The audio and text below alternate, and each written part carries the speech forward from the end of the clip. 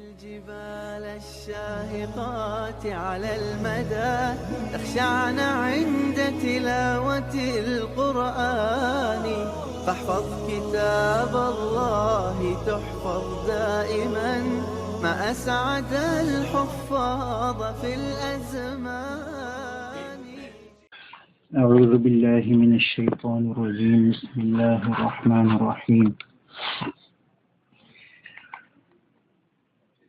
إن الذين كفروا سواء عليهم أأنذرتهم أم لم تنذرهم لا يؤمنون ختم الله على قلوبهم وعلى سمعهم وعلى أبصارهم غشاوة ولهم عذاب عظيم.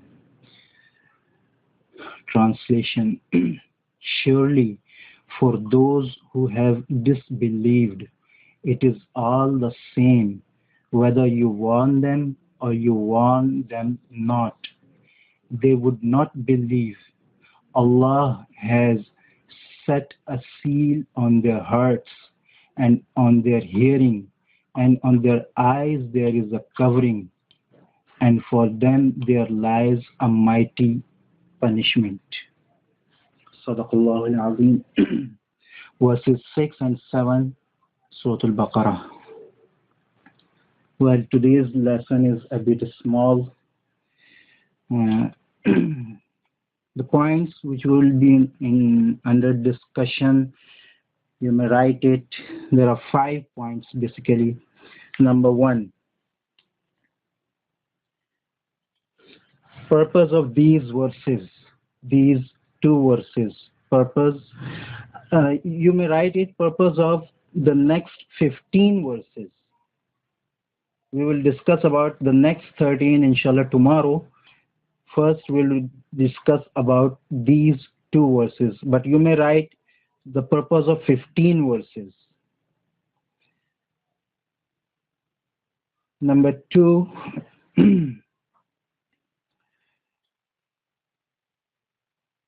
two types of those who refused the guidance. 2 types of those who refused the guidance.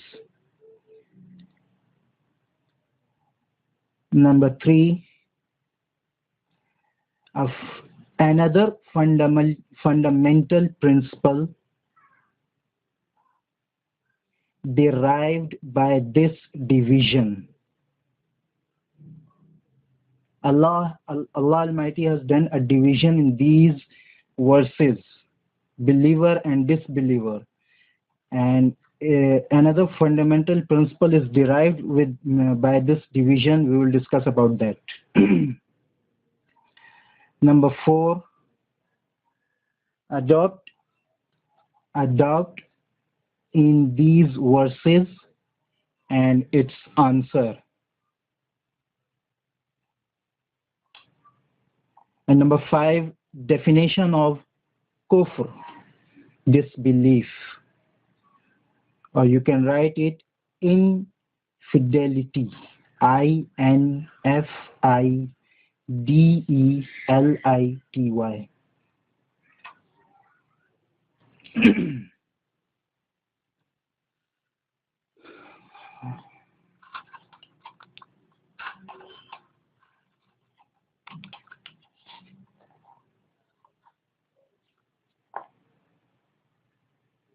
Well, now what's the need of these 2 verses, and we can say also the coming 13 verses. What's the need of these verses after the previous 5 verses?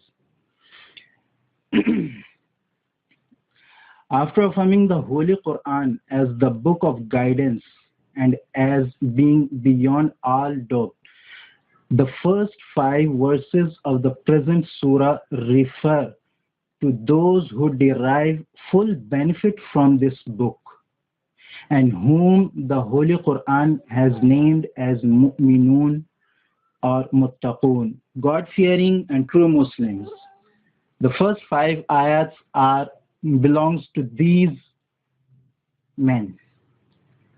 And also delineate their characteristic qualities which distinguish them from others. The next 15 verses speak of those who refuse to accept this guidance. First 5 verses are about those who accepted the guidance, and the next 15 with these verses are about those who refuse the guidance and even oppose it. That's the answer of first point, that what's the need, what's the purpose of these verses after the previous 5 verses. What is the connection between these verses? Number 2, the types of those who refuse the guidance. Well, in the time of the Holy Prophet ﷺ, there were 2 distinct groups of such people who refused the guidance. On the one hand were those who came out in open hostility and rejection, and whom the Holy Quran has termed as kafirun, disbelievers. That's the first kind of those who refuse the guidance. On the other hand were those who did not, on account of their moral depravity and greed, had even the courage to speak out their minds and to express their disbelief clearly, but adopted the way of deceit and duplicity. They tried to convince the Muslims that they had faith in the Holy Quran and its teachings, that they were good a Muslim as any, and would support the Muslims against the disbelievers. But they nursed denial and rejection in their hearts, and would, in the company of disbelievers, assure them that they had nothing to do with Islam, but mixed with Muslims in order to deceive them and to spy on them. The Holy Quran has given them the title of munafiqun, hypocrites. So, we can say that the 2 types, basically the 2 types of those who refuse the guidance were or are disbelievers, clear disbelievers, and number 2, hypocrites.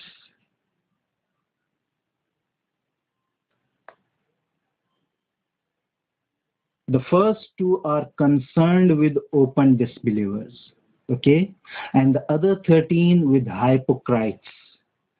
The verses which we are discussing today are concerned with open, clear disbelievers, and the other 13 will be about hypocrites.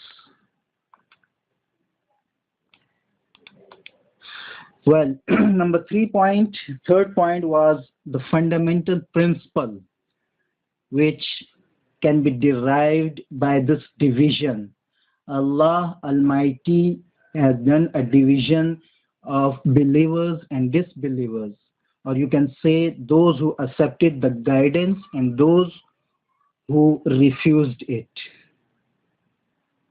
Well, this teaching of the Holy Quran provides us with a fundamental principle, a division of mankind into different groups must, in order to be meaningful, be based on different in principle, not on consideration of birth, race, color, geography, or language. It must be based on difference in principle. That is the fundamental principle which is derived with the teaching of this division done by the Holy Book, Allah Almighty. That we should not consider about the geographical change or language change, but we should consider with the difference of principle, with the difference of these things. Now,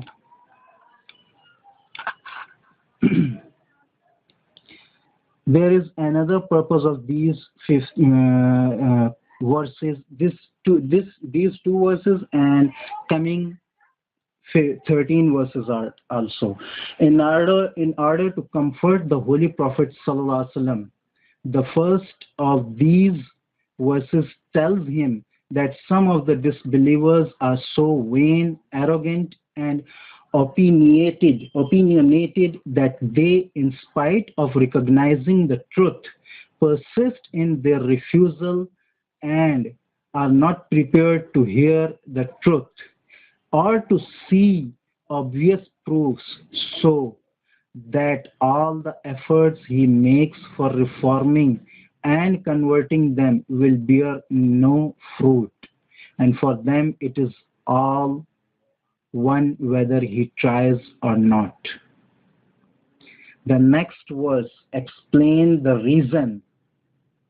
The reason is for the Holy Prophet and the followers, that there isn't anything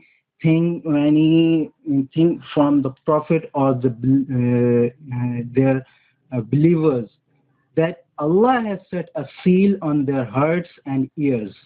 There is a covering on their eyes. All the awareness of knowing and understanding are thus closed.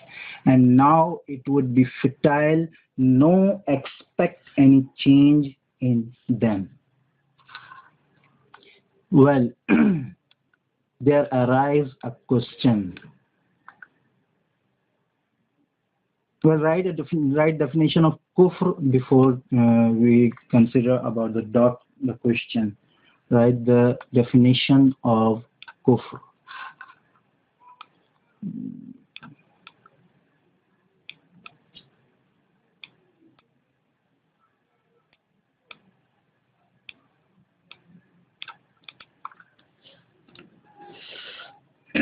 As for the definition of kufr, we may point out that lexically the word means to hide.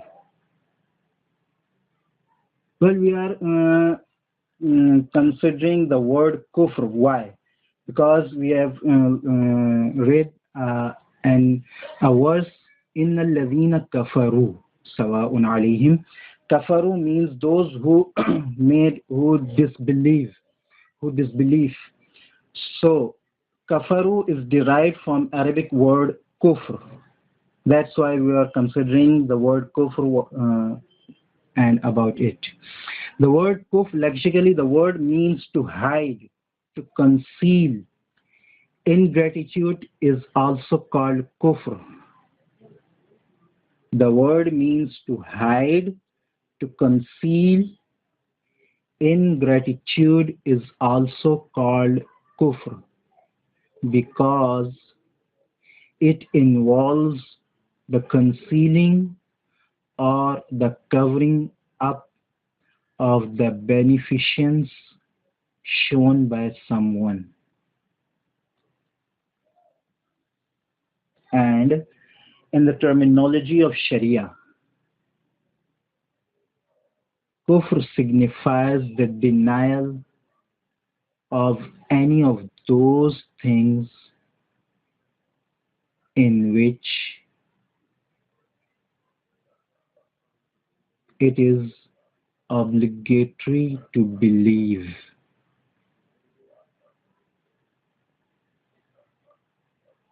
You must believe. Those who are not believing in the things which are important, they are called disbelievers, and the verb is disbelief, kufr.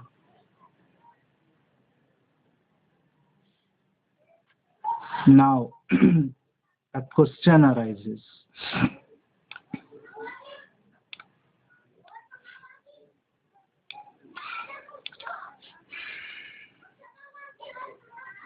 Question is that if Allah has set seal on their hearts and covered their eyes, how they are responsible for their deeds. So we may also answer this question, which sometimes arises in connection with the second of these two verses. The second verse is سواء عليهم أأنذرتهم أم لم تنذرهم لا يؤمنون ختم الله على قلوبهم وعلى سمعهم وعلى أبصارهم غشاوة, which means Allah has set a seal on their hearts and on their hearing, and on their eyes there is a covering. So if this has done well, with the second of these two verses that speaks of the hearts and the ears of the disbelievers having been sealed and of their eyes being covered, we find a similar statement in another verse of the Holy Quran, Surah Al-Mutaffifin, in the last para. Kalla bal rana ala qulubihim ma kanu yaksibun. Translation: no, but what they did has rusted their hearts. No, but what they did has rusted their hearts. Surah 83, which is Mutaffifin, and verse 14. Well, it makes it plain that it is their arrogance and their evil deeds themselves that have settled on their hearts as a rust. In the verse under discussion, it is this very rust which has been described as a seal or a covering. So there is no occasion here to raise the objection that if Allah Himself has sealed their hearts and blocked their senses, they are helpless and cannot be held responsible for being disbelievers, and hence they should not be punished for what they have not themselves chosen to do. If we consider these two verses, the verses which are under Tafseer and verses of Surah Al-Mutaffifin together, we can easily see why they should be punished. In adopting the way of arrogance and pride, they have willfully and out of their own choice destroyed their capacity for accepting the truth, and thus they themselves are the authors of their own ruin. Well, these verses tell us another thing also, that the other world is the place where one would receive the real punishment for one's disbelief or for some of one's sins. One may, however, receive some punishment for certain sins even in this world also. Such a punishment sometimes takes a very grievous form, that is the divine favor which helps one to reform oneself is withdrawn, so that ignoring how one's deeds are to be assessed on the day of judgment, one keeps growing in disobedience and sin, and finally comes to lose even the awareness of evil. And the divine favor which helps one to reform oneself is withdrawn. Well, these are the points and the topics under these two verses. The next are 13 verses which are about hypocrites. And inshallah we will discuss about those 13 verses tomorrow in our next class. That's all for today. You may ask any question if you have.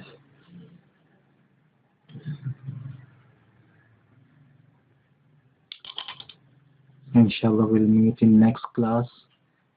If you have any question, you can convey after the class message also. Assalamu alaikum wa rahmatullahi wa barakatuh. And one thing more, that try to write the things which I tell you, because inshallah we will have an exam also for the issuance of certificates. Inshallah. Assalamu alaikum wa rahmatullahi wa barakatuh.